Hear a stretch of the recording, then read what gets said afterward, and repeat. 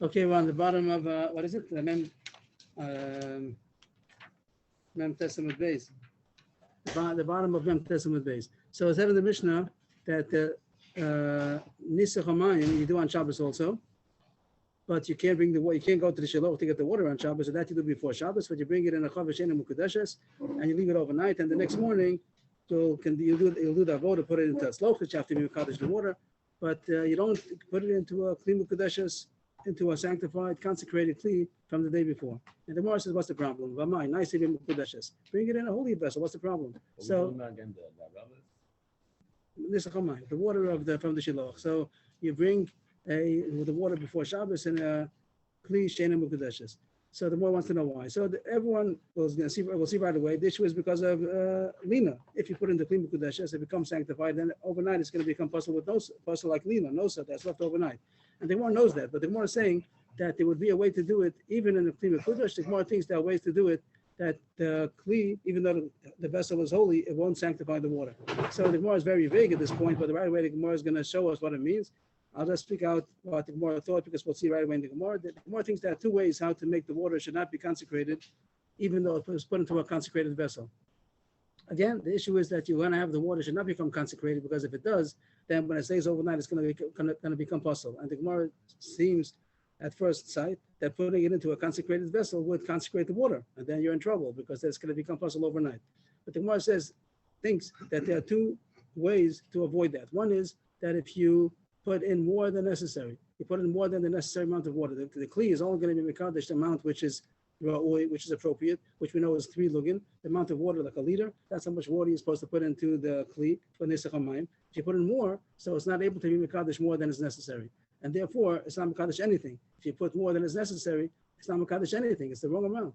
So that's what the Gemara says. So the Gemara thinks maybe put in more. Let's say put in 4 lugin, you only need 3 lugin. Put in 4 lugin into the chavis, and even though it's mekudesh, it's not going to be able to sanctify the water. And then tomorrow you'll take up whatever you need into the slochis of 3 lugin, and then it'll become a mekudesh. Why is that not an eitzah? Another eitzah the Gemara thinks is that if you have in mind that you don't want to mekadesh it, I have to have my intention. If I put it into a klishavis, but I don't want it to become sanctified, the Gemara thinks also that doesn't become sanctified. Therefore, the Gemara is asking, what's the problem? Nice to be mekudesh. Put it into a sanctified kli.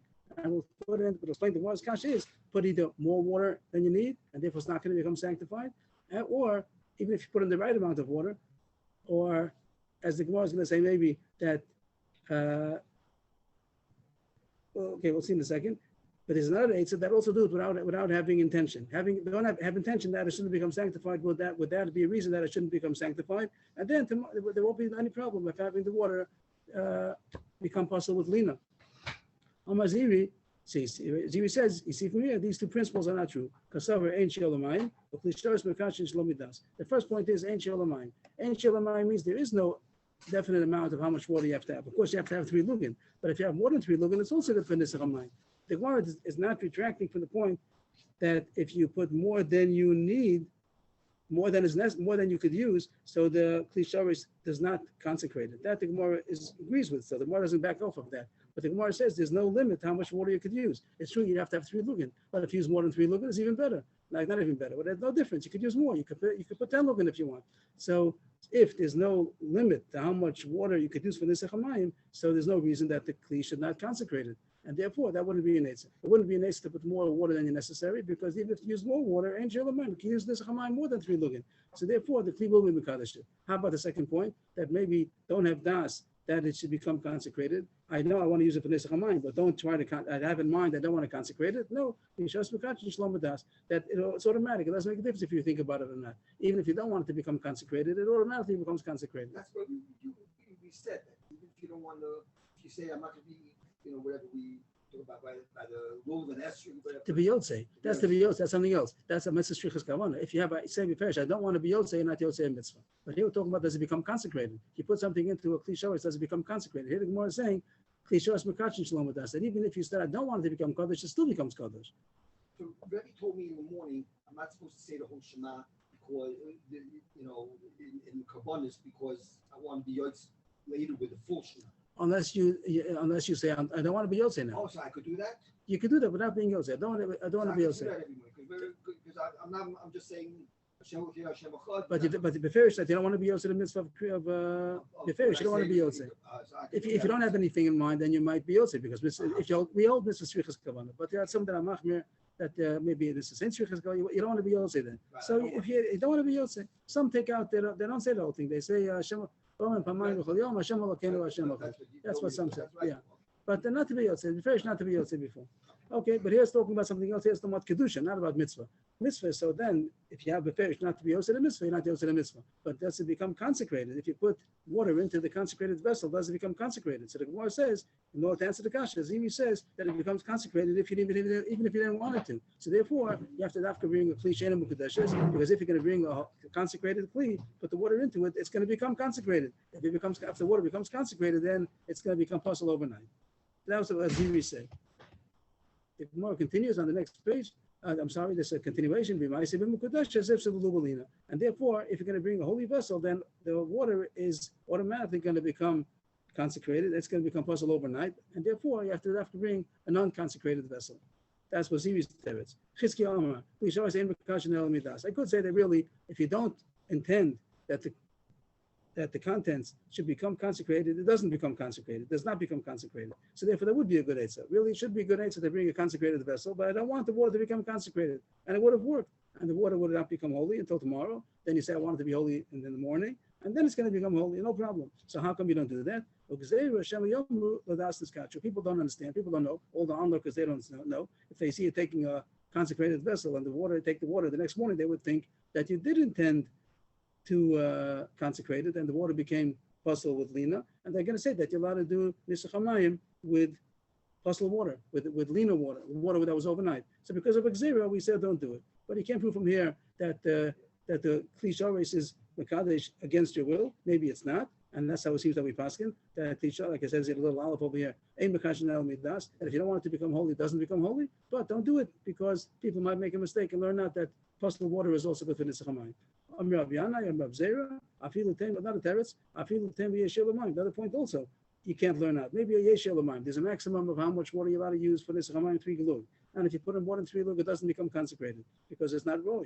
The shah saying b'kashin el midas has to be the same thing as we said a second ago. That there's also gzeir for that also. These couple of words you probably don't need because the one took care of that. That's first teretz that Chizkiah said. But the Gemara means the point is about yesh. And the question was, if you see a shil amayim, so then how can people make a mistake? If they see that you put more water than necessary, they know that nisach hamayim is only 3 lug, so it doesn't become sanctified. Also, people don't know why you fill it up for. They might think that you fill up this bottle, this chavis, not a bottle, this chavis. You might have filled it up not for nisach hamayim, maybe for kiddush yadayim v'raglam. Kiddush yadayim v'raglam there is no share. That why yesh shil amayim talking about yesh share for nisach hamayim. That maybe there's the maximum how much you could use 3 lug, and more than that doesn't become consecrated. And if you're going to put more than the necessary amount of water, it's also a reason why the kli shos won't be mekadesh. But people won't know. Also, they'll say that you took out water from this kli. They might have thought that the kli was filled up not for nisach hamayim, was filled up for kiddush yadayim v'raglayim of the kohen. Rashi brings down the kohen gadol used to do it maybe every day. We've had that in Yuma. There was one shita like that.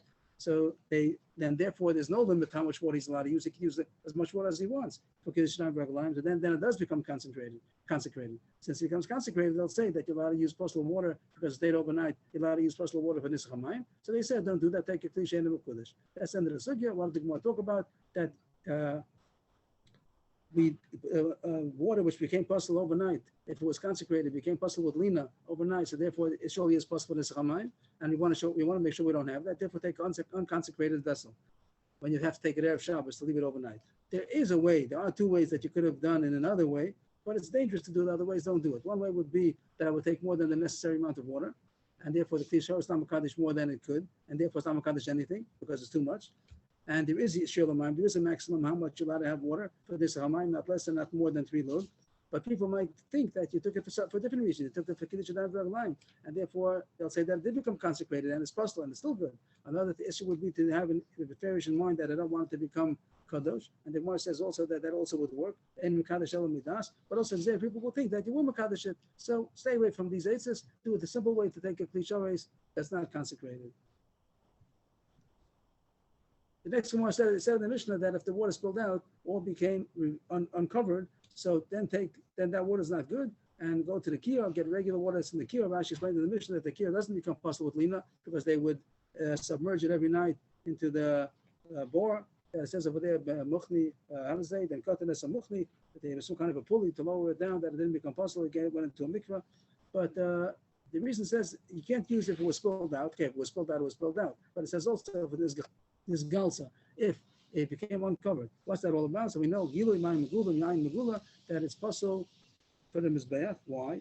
Because it's poison, it might be poisonous. And you're not allowed to drink it because maybe it's poison. Nowadays they talk about that the snakes in our vicinity, there are no snakes in our vicinity, and if there are, maybe they don't put venom into the water. We don't know of such a sakana. Most people are meko on Mayim Megula, Yain Megula.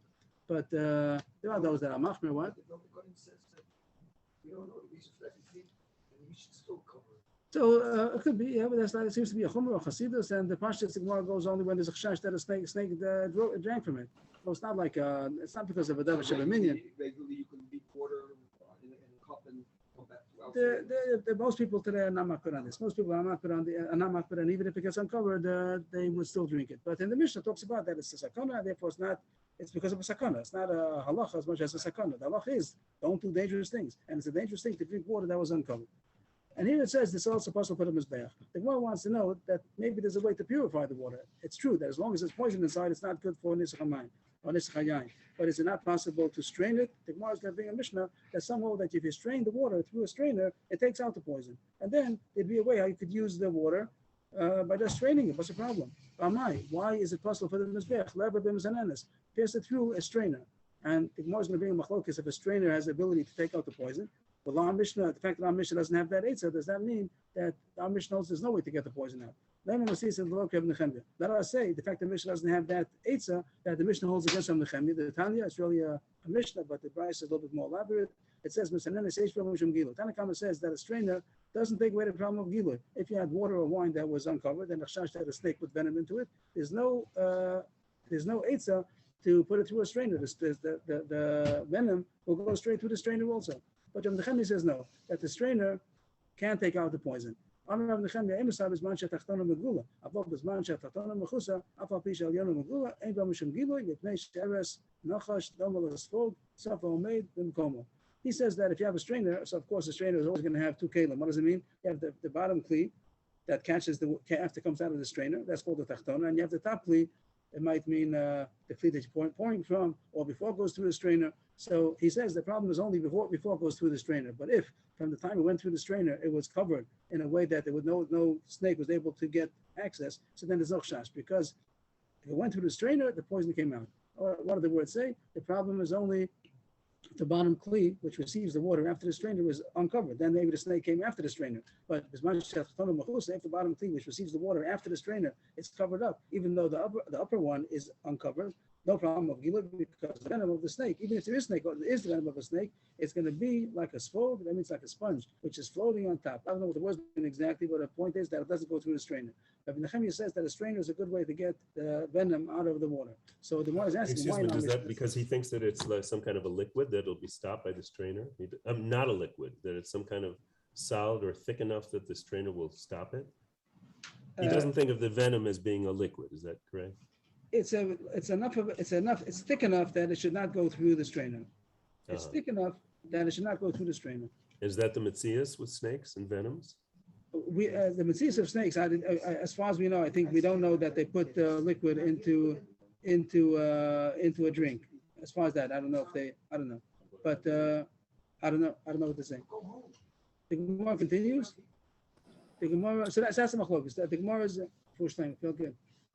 The Gemara, what did the Gemara say again? That what's the problem with having the wine or water, megula, that it became uncovered? Maybe there's venom over there, so it's possible. Put it through the strainer. Put it through the strainer. Is that not an eitzah? Maybe our Mishnah is not an eitzah, like Tanakam over there. But the one says it's not true. I feel the time of Nechemia. It could be our Mishnah agrees to Nechemia that in order to drink it, you put it through the strainer, the venom comes out, everything's fine. But Nechemia is just talking about for a commoner, regular people. You want to know if it's poison? It's not poison. You put it through the strainer, you're allowed to drink it. Does he even say for Hashem? You want to bring it on the mizbeach? This is a pasuk in Malachi, and it's talking about over there, rebuke to the people that brought kabbalas to Hashem that were inferior. Balmun, not because of the psul of Balmun, but much as they were inferior and not respectable. So it says over there, bring it to your governor. Will he favor you? Will he show happiness with you? Says Hashem. Means you're bringing to Hashem things that you wouldn't bring to your own, as a present to somebody that you wanted to honor, to an honorable person. So is that the way you come to Hashem? So the point is that even if you had this poisonous venom that was in the water, and you took it out, you put it through the strainer, it came out, but you wouldn't give it to a chashuva person. So don't bring it for a korban either. And that's what the Gemara says, that even though it's possible, of Nehemiah holds that it is possible to get the venom out, that's as far as drinking it for a commoner. But to put it onto the mizbech, he also agrees that it's possible because it's not kavod. Okay, that's yes, please. I have a question about this, about migula. Someone told me that they asked a Rav one time if it's if the reason to make sure that it's covered because of the sakana, is it a physical sakana or is it a spiritual sakana? And the Rav answered both. Would Rebbe disagree with that? He said both. The pashas in the Gemara is always that it's physical.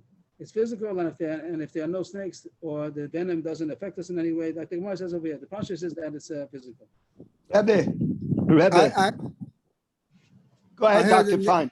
Yeah, I heard the name of the Gemara that the whole thing is the reason is to give it this to scare people away, but there's the deeper reasons for not drinking from Megillah. Could be. It seems that the Gra himself, that the Talmidim all did, or when I'm makbid, the Gra himself was makbid, it seems. People are makbid. There are some people that are makbid nowadays. I mean, in the Messiah, I don't think there's any way that a snake, even if you drank snake venom, it would be this, the digestion in the stomach wouldn't cause any harm. Okay. Rebbe. Yes, please. A very short summation of this subject is that the Shulchan Aruch doesn't bring it today. The Rambam does, but the Rambam brings things because he brings things that will be again in the future, and he holds when there'll be karbanos, there will be again in the future. However, the Aruch HaNer brings up that the Sefer Mitzvahs HaGadol, which always goes according to the Rambam in almost every case, does not bring it. So the Aruch HaNer says that the reason he doesn't bring it is because the smog is holding and somek on the idea that in the Osid, there will not be any sikun from snakes anymore. So therefore, it'll be nisbatel. And in fact, in the Chazon Ish and the Rev Elyashiv, who talk about this sugya in the context of misanenet b'Shabbos, in that context, both the Chazon Ish and the Rev Elyashiv say it's vadai a chumra ba'alma today. Shulchan Aruch doesn't bring it. And if you would drink, just like if you would drink water without a filter, you're allowed to drink filtered water on Shabbos, and it's not called barer.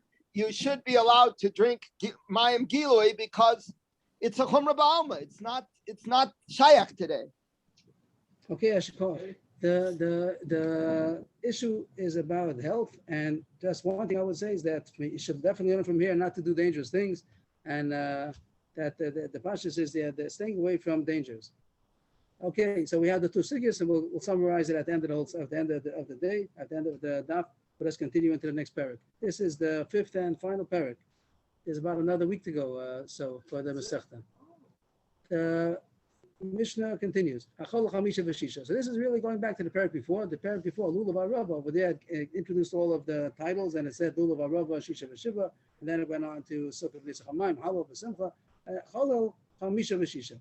Chalal means right away the Mishnah talks about the Simchas Beis HaSheva, that they had music, as we're going to see at length in tomorrow's daf, and later talks about the big simcha that they had in the Beis HaMikdash during Sukkot, and that is maximum 6 days of Sukkot, and sometimes even 5. And the Mishnah is going to explain because it's not Rosh Shabbos and Yontif, so Sukkot always has 1 day of Yontif, so the first day, so that's never going to be the music over there.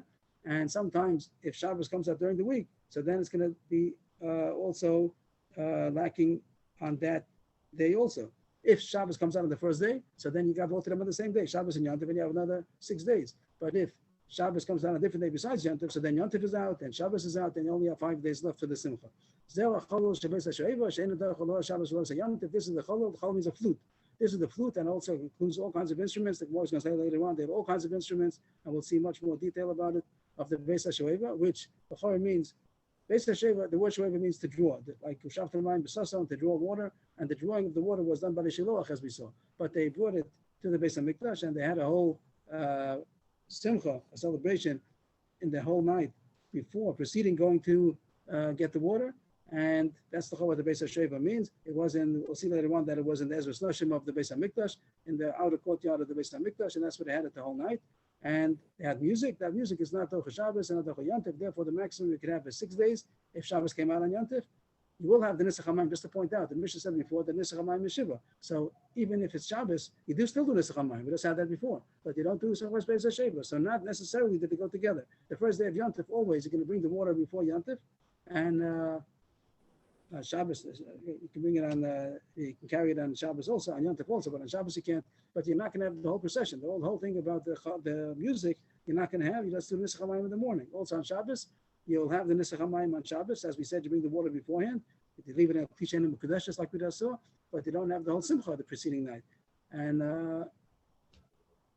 we're talking here about this. We can't be talking about just the instruments, because instruments are allowed on Shabbos and on Yom Tov, aren't they? No, why do you say so? Well, because I thought the Kohanim, they blew trumpets and everything. We had Shir Shel Yom, I thought was with accompaniment. That's it's not a given. The Gemara is going to talk about it. It's going to be our Sugya today. But here, the assumption is, the Mishnah here is talking about the instruments, and it says that it's Aser. Tosfos brings down at the bottom, Tosfos, that even though it's Aser Rabbanan, why are you not allowed to play instruments? Of course, we're not talking about electrical instruments, but regular instruments, wind instruments, string instruments, why are you not allowed to play them on Shabbos? So it's I Aser thought it was Rabbanan. the Simcha of Beis HaShoeva, that you're saying that there's a Nisuch HaMayim anyway. I made a point just to say that even on the days that you don't do Simchas Beis HaShoeva, like it says in our Mishnah, it's maximum 6, sometimes even 5, but Nisach HaMayim is all 7 days. I just made a point to say that they don't go together, Dafka. You could do Nisach HaMayim without Simchas Beis HaShoeva. What do you want to say about that? So Simchas Beis HaShoeva is more than just playing a flute, isn't it? Whatever else is going on. I don't know if it's the time involved or the dancing. I'm not sure what it is, but it doesn't seem like it's the instrument per se, because there could be instruments in the Beis HaMikdash. No, on Shabbos and on Yom Tov. So again, I think you're saying two things. I'll try to address each one of them. One is that when it says Chalil here, which means a flute, it doesn't only mean a flute, it means all the instruments. The instruments, the dancing, the whole thing, the whole celebration of the whole night. I'm saying it means, excuse me, I'm trying to say that it means more. You're saying it means all the instruments. I'm saying it means more than instruments. Why? Because I thought the Simcha wasn't just instruments. There were other things also, but that's not the point. The point, the reason why it's not docha is because the instruments are problematic. That you're not allowed to use the instruments on Shabbos and Yom Tov. And you're asking that they did. So we're going to see that there could be for other reasons they're allowed to do it, for karbonis and other kinds of things they might be able to do it. But the instruments for the Beis HaShoeva is Aser on Shabbos and Yom Tov. Why? Because this is a Rabbanan of playing instruments on Shabbos and Yom Tov, because you might fix the kelim, Shem attacking Klishir, and Tosfos points out that even though it's only Yisur Rabbanan, it still overrides the Simchas Beis HaShoeva. I hope that's clear. Okay, good. Yeah, thank you. It might become clear in the Gemara. And I just wanted the screen. I just put it on the screen to point it out. Yeah. So the issue is because there's music, and we don't allow music on Shabbos and Yom Tov. It doesn't override Shabbos and Yom Tov. So therefore, they didn't do Simchas Beis HaShoeva on Shabbos and Yom Tov. I just pointed out that the Cholol, that the Nisach HaMayim still goes on. The Gemara starts on Amud Beis. Itmar, Rav Yehuda Rabbeinu. Right, that's right, yeah. Rav Yehuda Rabbeinu, Chad Tani Shoeva, V'chad Tani Shechashuva. Even though the Mishnah says this is the Beis HaShoeva, not everybody had that gears in the Mishnah. The Beis says Shoeva, but not everybody said that. Somebody, either Rav Yehuda or Rabbeinu, had the gears of Chashuva. I'm not sure how it said it. That Simchas, it said Zeu Cholol Shel Beis Chashuva. I'm not sure exactly how they read it, but it means important, significant. And the Gemara says that either girsa is a proper girsa. Well, either girsa is not a mistake. The one who said shoeva is not a mistake, and the one who said chashuv is not a mistake. That wouldn't be a mistake to say Beis HaShoeva, T'chsiv, Ushavtem Mayim V'sosam. It's based on this word, Ushavtem, that they're drawing the water. So Beis HaShoeva would mean the place where they drew the water. It doesn't mean they actually drew the water in the Beis HaMikdash, but they drew it in the Shiloach, and this was all the celebration about the drawing of the water. That's why it's called Beis HaShoeva.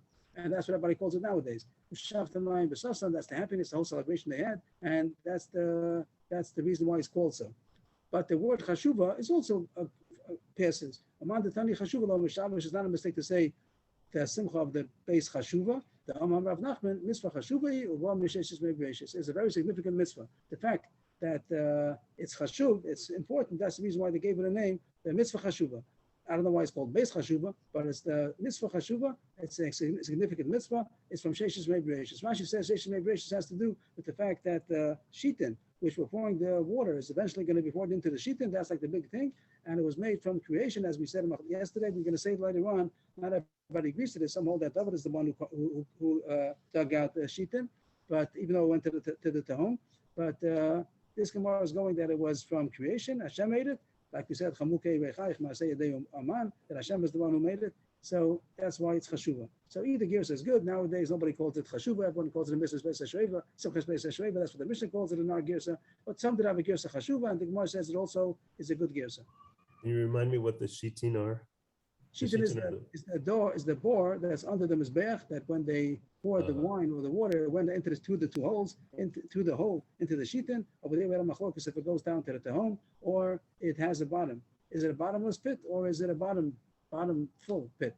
And we spoke about that once every 70 years, maybe they came to clean it out, the congealed wine. That's according to the one who holds that it was not bottomless. But some hold that it went down till the Tehom. Here the Gemara is saying that it goes till it was made from Sheshes Meibreishes. We're going to see later on that some hold that David dug it out. If that's all good, we continue.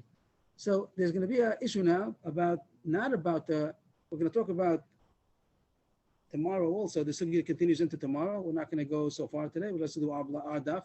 And there's an issue talking about the instruments of the Beis HaShoeva, which is what we just spoke about, that the whole night before the Nisach HaMayim, they would have a celebration with instruments in the Beis HaMikdash. Also, we'll see the other things that they did also, singing and dancing and fire. We'll see all about it. But they had instruments by the Beis HaShoeva. There were also instruments that were used every day by the Karbanis, by the Korban Tamid. So there's a Shir Shel Yom that we say nowadays. Also, the minhag is to say Shir Shel Yom when they brought the Korban, and the Levim also would say Shir. They would say Shir, and it's called Mishoverim and Mishoverim. That is, it says in the Tanakh that there were Levim who sang songs. We have a drasha to learn out that Shir is min Torah. There's a drash to say that there's supposed to be Shir during the Karbanis, the Korban Tamid. The Levim sang Shir. And the question is, if the singing of the shir is just the singing, or does it mean the instruments also? And that's going to be the issue of our Gemara. The instruments that are used on a daily basis for the Karbanis, is that, what do you say about that, about being Docha Shabbos and Yantif? So our Mishnah said that the instruments of the Beis HaShoeva is not Docha Shabbos and Yantif. And the issue is going to be, how about the instruments of the regular Korban that they did Shir Shel Yom? Are the instruments of the Levim that they played music, is that maybe more significant? Maybe it is Docha Shabbos and Yantif. That's what we're going to talk about today and tomorrow. So the Gemara starts. Tana Rabban, on the top line on the screen. Achalil Docha es Shabbos, Div Rabbi Yossi Rabbi Yehuda. V'chachamim omrim afiyam tepein Docha. That's the whole price. Very short, 2 lines. The whole thing is 2 lines. Rabbi Yossi Rabbi Yehuda says that the Chalil, the music, is Docha Shabbos. The Chachamim say it's not even Docha Yantif. So very extreme. Rabbi Yossi holds that it's Docha Yantif and even Shabbos. The Chachamim say it's not Docha Shabbos, not even Yantif. A package deal, Shabbos and Yantif. According to Rabbi Yosef, it's Docha both. According to Chachamim, it's not Docha neither. I'm Rav Yosef. So you might think that this is against our Mishnah. It says Chalil is Docha Shabbos. Our Mishnah says not. Rabbi Yosef really seems to be against our Mishnah. So Rabbi Yosef said that the Chalil here is not the Chalil of our Mishnah. This Chalil is the Chalil of regular Karbanis. The regular Karbanis over there, he says that it's Docha. I'm Rav Yosef. Achlokus b'shishal Korban. That's when Rabbi Yosef says it's Docha Shabbos. Rabbi Yosef sav ikashir b'kli avodahi v'dochas haShabbos. Rabban sav ikashir b'peh v'lav avodahi ve'ena dochas haShabbos. Aval shir shel shoeva diviyakol simchahi ve'ena dochas haShabbos. He says the machlokas here is nothing to do with our Mishnah. The machlokas here is about Karbanos, the shir shel Korban. And over there, Rabbi Yosef tells that it's very important, that it's Docha Shabbos, and the Rabbanan say even that is not Docha Shabbos. But our Mishnah, Simchas Beis HaShoeva, everybody holds that it's only Simcha. Rashi has a gear to Simcha Yiserahi, and it's extra Simcha, and it's not Docha Shabbos. What is the machlokes? So now the whole daf today is going to talk about regular kabbanis. We're not going to talk about Simchas Beis Hasheva for the rest of the day. We're just going to talk about the shir ashal korban. Shir ashal korban, we said that is a mitzvah to do shir. Rashi brings down that as the Raisa. And the question is, what does shir mean? Does shir mean with instruments, or does the shir mean by singing? Rabbi Yossi holds that the ikar shir is bekli, that the main mitzvah of shir is to have instruments, the music, and therefore it's considered an avoda, just like the korban is docha Shabbos, so too the instruments is docha Shabbos, and that's what he says, that chalil is docha Shabbos. But Rabbanan say no, that the mitzvah of shir of the Levim for the korban is only repair, to sing. That's the main avoda. They had instruments, but that's not the main mitzvah, and therefore it's not an avoda which can be docha Shabbos. That's the only reason why Rabbi Yossi holds that as docha Shabbos is because it's the shir of the korban, and Yosef shir of bekli. The main mitzvah of shir is the instruments, and therefore it's docha Shabbos. About shir shal shoeva, living I call simcha. It's only a mitzvah of simcha. Then the docha Shabbos. That was what Rabbi Yosef said. We're going to see tomorrow. Excuse me, with the mitzvah, the fact that it's what was I going to say here? That it's for the simcha. Does that mean that the simcha would not be in the honor of Shabbos? Have anything to do with Kavod Shabbos and Kavod Yom Tov? I'm not following. It's merely Simcha, and that's why it's not going to doche Shabbos. So is that because of the Kavod of Shabbos? It's not an avoda. It's not an avoda that should be docha Shabbos. It's not an avoda. Before we said that the shir of korban is considered an avoda, maybe. Therefore, avoda is docha Shabbos. But here, it's not an avoda. It's simcha. Rashi puts the words yisera. Simcha yisera is like extra simcha, but it's not a reason that it should be docha Shabbos. Again, to point out, on the bottom of Amar Aleph, he said that the whole thing is Isser Rabbanan, so it's a chiddush that it's not Docha Shabbos. But he's saying that even though it's Isser Rabbanan, it's not Docha Shabbos. But if it's a Bia Avoda, like Ekashir B'Kli, that's the reason why Rabbi Yossi, Rabbi Yehuda says that it's Docha Shabbos. All this was of Yosef. Tomorrow we're going to see, just to give a preview, tomorrow we're going to see somebody argues on this. There's going to be a shita tomorrow of Yirmiyah. I think it's going to be tomorrow. He's going to argue on all this. And we're not going to pass like Rav Yosef. But today we're going to go with Rav Yosef. Today the whole daf is going to be with Rav Yosef, so we're going with him. Wasn't it Gemara in Sukkot, in Pesach, that talked about whether it's the kli is called or shir is called or the kli? This is this Gemara. This is the Gemara here. It's here in Sukkot. It's right here. I don't remember that it's himself. If you find it, maybe I don't recall that it's. So it's the Rabbanan that holds that only the kli are called. Therefore, there's no need to use the kalim because the voices that you could. We're here. This is the Gemara. We're in this Gemara. The Gemara doesn't say it's not necessary. The Gemara says, what's the ikr? Everyone knows you had singing and you had music. But the question Therefore, I'm saying you can't be Machal Shabbos. This is where we are. We're here. The Gemara says that everyone knows there's a mitzvah to have music and singing on Battle Levi. And the question is, which is the ikr? If the ikr is the instruments, that's the reason why it should be Docha Shabbos. If not, then it's not Docha Shabbos. Singing is not Docha Shabbos. There's no problem. There's no problem to sing on Shabbos. Everyone can sing on Shabbos. But instruments is a problem. Usually it's says Rabbanan to play music on Shabbos because you might fix the instruments. And here it says that according to Rabbi Yehuda, the music by the Kabbanis is necessary, and therefore it's an avodah, it's Docha Shabbos. Rabbanan say not, that the ikashir is only singing, and therefore the music is extra accessory, but it's not avodah, and therefore it's not Docha Shabbos. But the Simchas Beis Hasheva for sure is not Docha Shabbos, even according to Rabbi Yehuda, he agrees to our Mishnah. Yes, please. Okay, I just the last statement you made, based on the Tosfos you cited at the bottom of the last daf, it seems that the issue is not really here the issue of whether it's a voter or not. It seems that it's an issue of tzarich korban, and we're saying no, Beis HaShoeva Shani, because it's only Simchat Yetera, and it has nothing to do with tzarich korban. Is that correct? And not what? Avoda means it's tzarich korban. That's what it means. Avoda means that it's the avoda of the korbanos. So that's the same thing.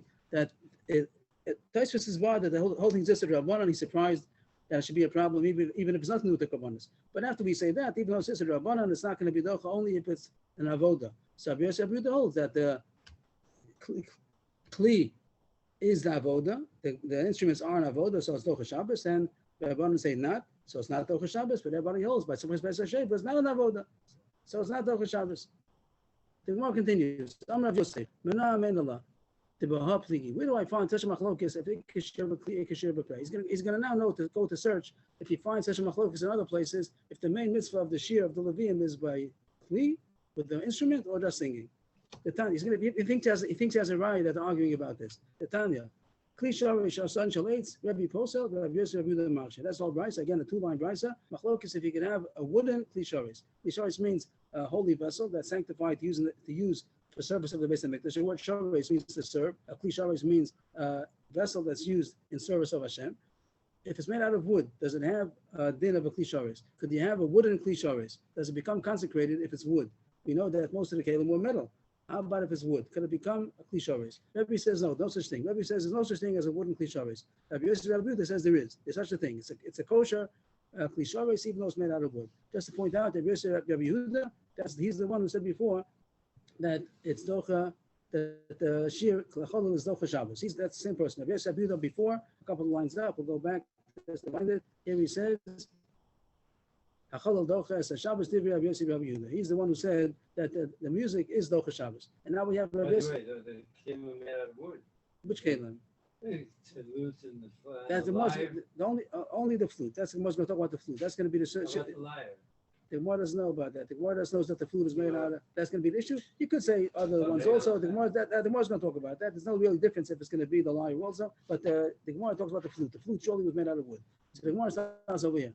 The Tanya, Klisharos and Shalais, Rabbi Post, Rabbi Yosef, the Machsha Machlokis, if you could have a wooden Klisharos. My love, where's the source of the Machlokis? Where's this Machlokis? If you made a bowl, out of a wooden bowl, could that be a Klisharos? Rabbi Yosef says yes, Rabbi says not. Maybe the Machlokis is the more things it has to do with this issue about instruments. Everybody holds that the flute was made out of wood. And if you hold, I'll just say it outside, they won't see it inside. Everybody holds that the flute was made out of wood. If you hold that, that it's a Kli Shorish, if you hold that Ikashir of a Kli, so then it means that it's a Kli Shorish. It's a Kli, which was used in the service of Hashem.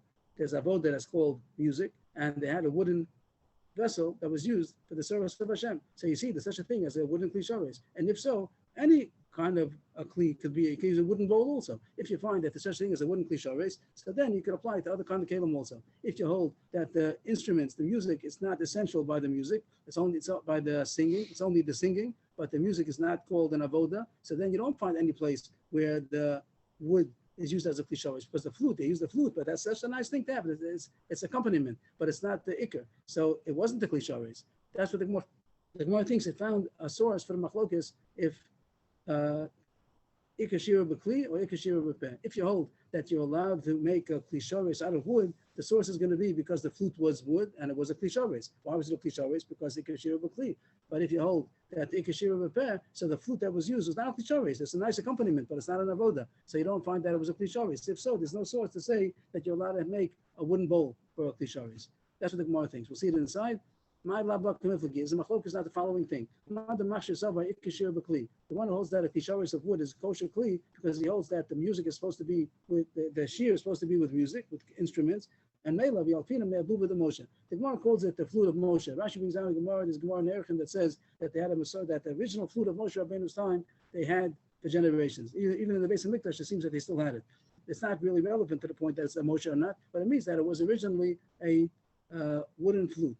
The Gemara over there says that they tried to cover it with gold, but it didn't sound as good. So they took off the gold, and it sounded good. They wanted dafka wooden flute. So the one who holds that everyone holds he had a wooden flute in the Beis Hamikdash. The question was it a Kli Shorish? If you hold a Kashir B'Kli, it was a Kli Shorish. And so too, you can learn out a Yesod from their principle that always Kalim, Kli Shorish could be wood. But man, the sub pasil, sub Ikashir B'Peh, the loyal of him may move the Moshe. But the one who holds that the mitzvahs of the Shira is really the singing and not the music, so you can't learn out from the flute because the flute wasn't a Kli Shorish, even though it was used, but it wasn't a Kli Shorish. It wasn't in the service because that's not the service. The service is to sing, not to play music. So the Gemara thinks that it found the machlokes. Yosef thinks he found the machlokes, a source of this machlokes, if ikashira b'kli or ikashira b'peh. Excuse me, I'm sorry. What you said it didn't really matter about Moshe, but did Moshe use a flute for something, and was it for? It doesn't say that he used it. It says that it was from his time. It was from his time. Those were the kind of flutes they used. Also, I see Rashi says kana, but it doesn't matter. It means something that was growing rather than metal. Is that the point? Yes, kana is the reed. They made it out of a reed, and that's the original flute that they used, and they had it even in times of the Beis Hamikdash. It happened to be, but from Moshe. But that's not the point. The point is that it was wood. They had a wooden flute. And and this person, the fact that it was from that old time has nothing to do with if it was used if it was part of the avoda, does it? No. In the Beis Hamikdash, what the law means is that in the Beis Hamikdash they used the wooden flute. That's the point. They use the wooden flute. And then that means that it was part of the ikr. The ikr, the shira was with the kli. No. If you hold ikashir b'kli, so you see that the flute was a kli shores. Everyone says they use the flute, if it's an ikr or not. Everyone holds that they use kalim. Even if you hold ikashir b'peh, they also hold that they use kalim, but they say that's only an accompaniment. The main mitzvah is only to sing. So the question is, the fact that they had a wooden flute, was that a kli shores or not? If you hold ikashir b'kli, it was a kli shores because they used it in the service of Hashem. There's a mitzvah to have the mitzvah is to have instruments, and they use the wooden instruments. So you see that there could be a kli shores. If you hold the kashir b'peh, you don't see that it was a kli shores. It was a flute. It was a wooden flute, but it wasn't a kli shores. That was an accompaniment, which is not so essential. Is that good? Doesn't mean that we learned it out from the time of Moshe. It's not. I'm not sure why you're stressing Moshe. That's not the point. The Okay, point what does is, it mean we learn le'alfina me'abuva? So you we cannot learn it from the you can't learn. You're not. Where you do learn. Either way, how do you learn it and how do you don't learn? What does it mean you learn it from there? The fact that it was in the base of Mikdash.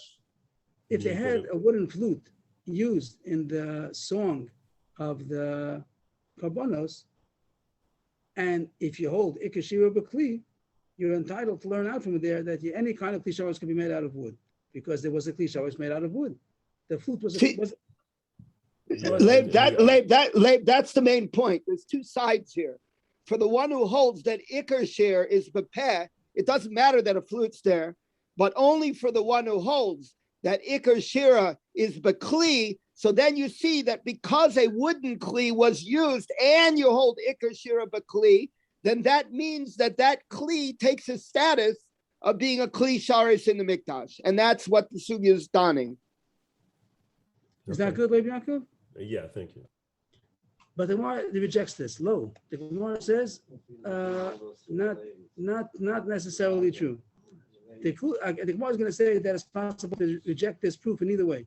The Kul Yalma Ikashir B'Kli. It could be everybody holds Ikashir B'Kli, even the one who holds that you are not entitled to use a wooden bowl. Let's say I use the example as a bowl just to get out of the flute. Any kind of kli raise. Interesting enough, a ball is a basic shape of a lot of instruments. Like So the tell me balalaika. something else, a fork, whatever, other kind of kli, whatever, something of. The Gemara No, but I'm means, playing around with I don't want to get A it. ball is because you have a mekibu. Nothing to do with that. Just want to get a kli that's not an instrument. So we want to know: is there such a thing? We're going to talk about a menorah. Let's say a menorah made out of wood. That's going to be a Gemara's example coming up soon. So could you make a menorah out of wood? So the Gemara says. So far, the Gemara said that it depends if the flute that was used, which was made out of wood, was it a kli sharis or not. If you hold the kashir b'kli, it was a kli sharis. So you see a wooden kli sharis, and the male of the menorah also could be made out of wood. Right. And if you say that ikashir b'peh, so there's no source to say that a wooden menorah is good because the flute was not a kli sharis. It just was an accompaniment. It was not ikashir avoda. Not a Gemara is going to reject it and say it's not a proof. Lo, not necessarily. You could say everybody holds ikashir b'kli, that the flute of Moshe was a kli sharis. The flute was a kli sharis because ikashir b'kli, but still you can't learn out from there that other kalim could be a kli sharis if it's made out of wood.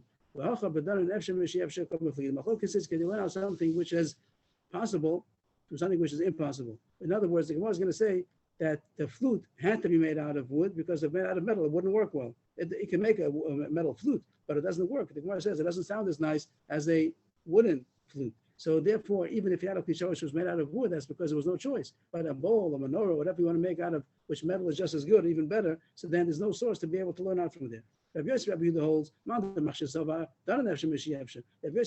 that a kli sharis could be made out of wood because he says that you could learn out possible from impossible. I mean, even though the case where you find the kli sharis made out of wood was a case where it was impossible to use anything else, you couldn't use a metal flute. But still, if I see there was a kli sharis made out of wood, I'm allowed, I'm privileged to be able, I'm entitled to learn out to other kelim also. Even though it's possible to make a menorah out of metal, I'm allowed to make it out of wood if I want to, because you find that there was a wooden kli sharis, even though in that particular case it was impossible to use anything else. But the mice they had a wooden kli, so too I can make wooden kelim. It's also kli sharis.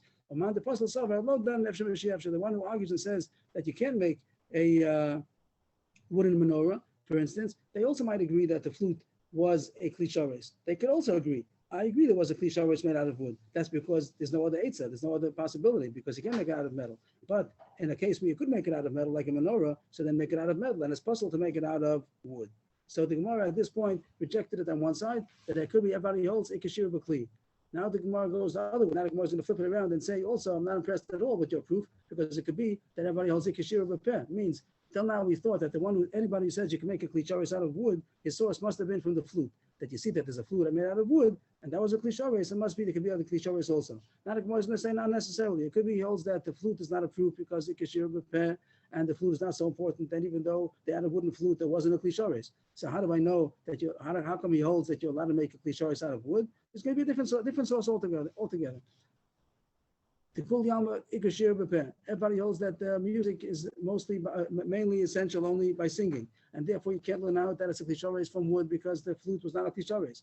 And then Rashi explains, and even if you hold that ikashir b'kli, and the instrument was a klisharis, that still would not be enough source to learn out from that you can make a wooden klisharis, because you can't learn out, as we said, possible from impossible. The Gemara is going to say now there's another source altogether to be able to say that you're allowed to use a wooden klisharis. Altogether, nothing to do with the source of the issue about the music. Till now, the Gemara thought the only source to say that you could use a wooden klisharis is because they had a wooden flute, which was a klisharis. Now the Gemara is going to say no.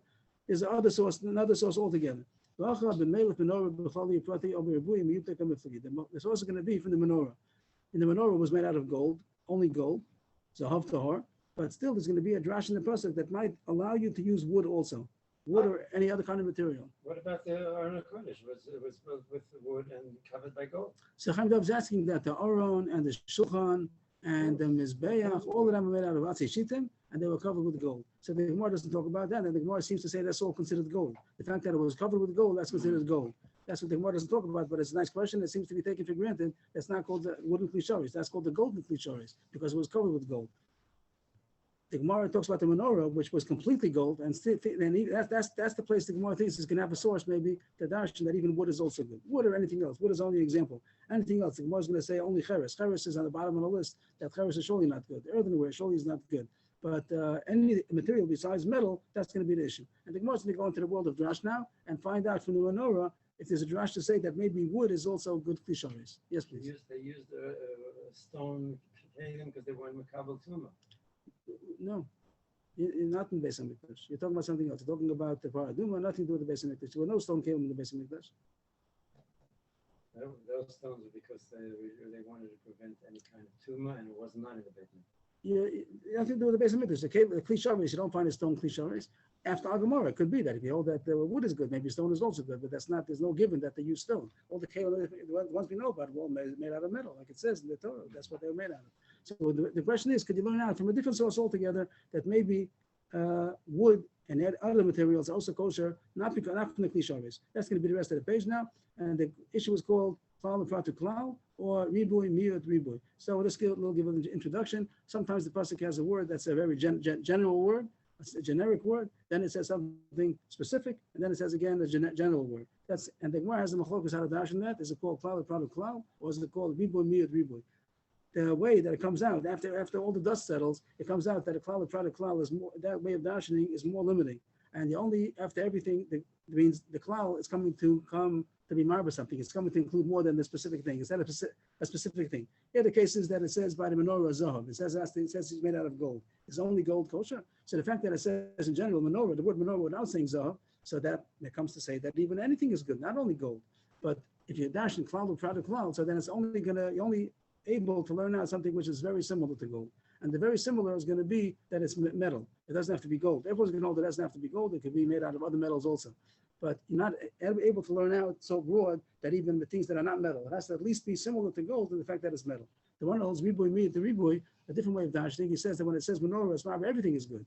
Miyut is coming to say that it has to be similar. And then when it comes ribui, again, marba more, it comes to say that everything is good except for one thing. According to one of those ribui miyut ribui, you're marba many more things, as long only one thing is going to be excluded. And according to that, Rasha, we're going to say that only the most distant thing from gold is going to be excluded, and that's going to be klicheres. Earthenware is surely possible for the menorah or any klicheres. Everybody agrees that you can't use a klicheres for klisharis, but all other materials, if you hold ribui miyat ribui, you'll be entitled to learn that also. That's what the Gemara is going to say. That there's no source. You don't have to say the source to say that a wooden klisharis is because you learn it from the flute of the clay shear. Not necessarily. It could be that's not going to be a good source. Maybe because you hold the kashir repair or ain't done nefshem v'shiyevsha. The reason of those that say that you could have a wooden klisharis is all different drasha, because they're going to bandash in ribui and miyat v'ribui when it says menorah. Then Zahav, then menorah again. Menorah is marba everything. Zahav is going to be mamayit something, and menorah again is going to be marba everything. The one thing that's going to be in this mind is the most distant thing from being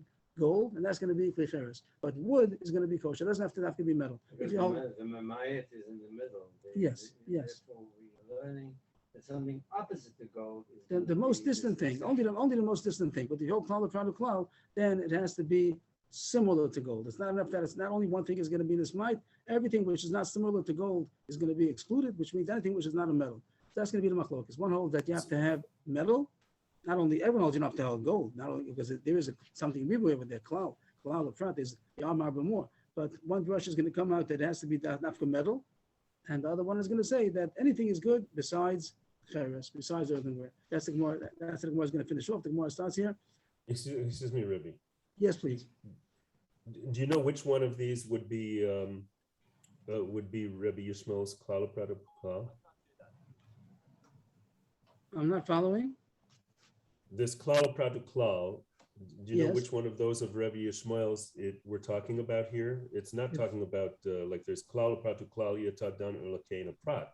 That's it. That's it. The one who holds klal prat klal, Rabbi Shmuel over there in the davening, he says klal prat klal. He doesn't say ribu miyat ribu. He says klal prat klal. He holds kain prat. Kain prat means it has to be similar. What does it mean similar to gold? Any metal. Okay, kain prat. Oh, it has to be kain prat means it has to be only gold, or it just means it has to be. No. Kain prat means it has to be similar to the prat. The prat is gold. Similar to it, not only like. Okay, thank you. It says, if you remember, it says klal prat and b'chlal alamasha b'prat. If you say klal prat, then only gold. If it only would have said menorah zahav, then it would have been klal prat. Only gold is good, but it doesn't say it. It says klal prat klal. It says menorah again. Klal prat klal. You have to done kain prat. Kain prat means it has to be similar. It's not only limited to the prat; it is similar to the prat, and that's why any metal is going to be good.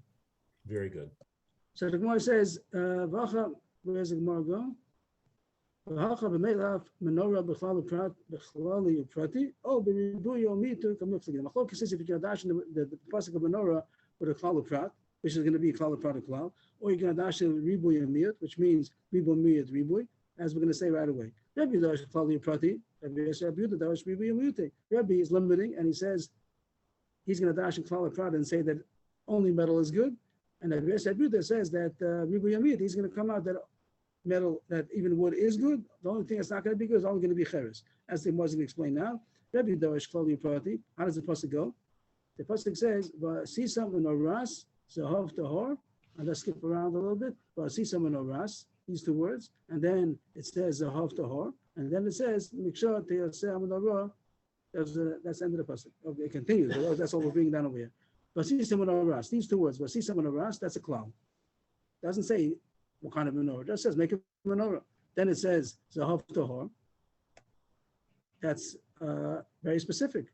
Pure gold. That's a prat. Then it says, Miksha Teyaseh menorah. The menorah should be chiseled out, whatever the word miksha means. And that, again, doesn't say what kind of menorah, just a menorah. So you have menorah, then you have zahav, then you have menorah. That's called klal, and then a prat, and then chazav kolal. Then once again, it said a klal afterwards. It said a klal, menorah, then it said a prat, zahav, tor, then it said again a klal, which was menorah. Klal, prat, to klal, prat. The law is, if you have a generalization, then a specific, then a generalization, you could learn out anything which is similar to the prat, but you're limited, only similar to the prat. And therefore, since the prat, gold, is a kind of as metal, so you can learn out anything similar to gold, which is metal. So that's why he's limited to metals, not that gold. Any metal is good, but not wood. But the darshans the other way. He darshans ribu umiyat and then a ribu. How's that? These 13 principles, he doesn't have that. Instead of klal prat, he's going to have ribu umiyat ribu. He would have, if it would have been Rabbi Yehuda talking in the morning, not Rabbi Shmuel Omer, or would have been Rabbi Yehuda Omer, he would have said, in place of saying, he would have said ribu umiyat, miyat ribu, ribu umiyat ribu. He wouldn't talk about klal prat. How do you do that? Vasista Menoras, again, the same person. Vasista Menoras, he's going to say Riba. What does Riba mean? Everything is good. Then it says Zahav Tahor, that's going to be excluding something, and it excludes anything which is not similar to gold. Then Mikshat Menorah, that's the third part of the pasuk, and then Chazav Riba. How do you dash in that? Riba or Miyat. Riba, how do you come out with that? Riba call. Everything is included except for one thing. My Rabbi told me everything is included. My Miyat Shal Cheres. Only earthenware, which is the most distant, that's the only thing which is going to be excluded. So that's the end of the Gemara so far. We're still in the middle. Don't close the, wait till tomorrow, because don't go away thinking that this is true, because tomorrow it's going to come out that we're going to disprove all this. But so far the Gemara said that the Mishnah that says that Cholul is not Tocha Shabbos V'Yontiv, everybody agrees to that. That Simchas Beis Hashem is not Tocha Shabbos V'Yontiv. The Machlokes is if the Shir Shel Korban is Docha. But Beis Yehuda holds that the Shir Shel Korban is Docha Shabbos V'Yontiv, and the Rabbanan say that it's not. And he said the Machlokes is if it's Ikashir B'Kli, Ikashir B'Peh, that if Beis Yehuda holds that since the mitzvah of Shir is with instruments, so it's Docha Shabbos. And the Rabbanan say not. But by Beis Hashem, everybody holds that it's not on that boat, then it's not Docha Shabbos. So far, this is today's Gemara. We have to wait for tomorrow to see what the halach is going to be. Just to sum up today's sugyas, the first thing we spoke about, Klishares, to come out that the halach is that it's only Mekadesh Midas if you want him to become consecrate the Kli, the contents, but if not, it doesn't become. And also, Yesh Yolamayim, this Chamayim has to be Dafka 3 Lugin, not more, and it's not consecrating more than the contents if it's the proper contents. But the Gemara said still use a Kli She'en B'Kodeshes, don't use a Kli Kodesh overnight, because people might think that you took something which you did it intentionally, you wanted to become Kodesh, and it was done for something which has no shear, which like Yiddish Steinberg lime, they'll think that you're allowed to use possible water, Lina water, for Nisach HaMayim, and it's not true. So in order to avoid that mistake, don't do it. The Gemara says after that Gilu is not good for the Mizbeach, and the Gemara says even according to Nechemia that says it's possible to strain it and purify, take out the poison, but it's still not honorable to do it. You wouldn't do it to your governor, don't do it for a carbon either. After that, the Gemara says in the Mishnah, the next parak, that the cholol, the music of the Beis Sheva is not Tocha Yontiv, so maximum is going to be 6 days. That's not Tocha Shabbos either. If Shabbos didn't come out on Yontiv, so then it's not going to be Tocha 2 days, and therefore only have 5 days left. The Gemara in the beginning said the gear says either Chashuba, Shoeva, Chashuba, Shatamayim Besasan, Chashuba, because it's from Sheshes Megurashis, as Mitzvah Chashuba, that the Shitin was made from the beginning of creation. And then we have this brisa which says, according to Rav Yehuda, Cholul is Docha Shabbos, and so far, Rav Yosef says he's talking about the Karbonis, and the reason of Shir Shel Korban over there is Docha because Ikashir B'Kli, but by Simchas Beis Sheva, he also agrees that it's not Docha Shabbos like our Mishnah. The Gemara brought in the Machlokas about Ikashir B'Kli, Ikashir B'Peh, and the Gemara thought that it was sourced in the Machlokas about if Kli Shabbos can be made out of wood, which you find such a Machlokas, but the Gemara says it's not necessarily so. Over there, everybody holds Ikar Shira B'Kli, and still you might hold that you can't learn out from the flute, the wooden flute, to say Klisharis is good, because maybe dafka by a flute which can be made out of something else, Efsher, but maybe by Klisharis, menorah, other kinds of kalim that could be made out of metal, so then it's not going to be kosher if it's wood. And on the other hand, the flip side would be that even if you hold that the flute would not be a good source to learn how to teach Klisharis of wood because Ikashir B'Peh, or and then the Efsher Mishiyevsher, there might be another source to learn out that wood is kosher for Klisharis, because by the menorah it says menorah, Zav Tor, menorah again, and if you hold Riboy, Miyad Riboy, you'll be able to learn out that everything is kosher, even not Afghan metal, gold or metal, even everything is good as long as it's not Klisharis. So there is such a possibility to say that there's a wooden Klisharis is kosher, even if it's not learned out from the flute, and therefore we disproved Rabbi Yehuda's source, but not necessarily his pshat is wrong. His pshat still might be true, but he didn't bring a source that the such machlok is that Ikashir B'Kli, Ikashir B'Peh. Tomorrow we have to find out the opposing shita. That's going to be Rav Yirmiyah bar Abba, and also we're going to find what we paskin as far as the music of the Levium. If it's supposed to be song or it's supposed to be music, we'll see the rest of the sugi tomorrow. Excuse me, Rebbe. These last two things, Klal Prat or Riva Miut, are they traditions that they had? How did they, or did they just come up with it themselves? Yeah, it seems so. I would think so. I don't have any. There was a tradition that they had to learn this way or that way. Right, I would think so. Uh-huh. I would think so. We're going to start in a minute the next class. I just have to make an announcement that I don't have the Sefer on Muktzah with me. I wasn't able to prepare today. My mistake, but I didn't have it. So if it's okay, if everybody would agree to learn a little bit of Derech Hashem about Rosh Hashanah, and it's the exception to the rule, and Okay. Were we gonna learn, I thought that at some point on Thursday, we were gonna learn about Shemitah. Did I somebody said it's not going to be misunderstand that? Thursday. It's supposed to be during the week, which we only have 1 week left, at least to start. So Bez Hashem, it'll be during the week, and Bez During Hashem. this coming week, it'll be on Shemitah instead of the Pirkei Avos and So Navi. I'm not sure. The question is going to be if it should override one of our regular classes and do something else in the afternoon, or if we can't. So if people want to override our regular shiur, maybe we'll do that. We'll do that instead of Pirkei Avos or Tanakh, what everybody agrees. We'll talk about it maybe tomorrow or later Okay. on in this class.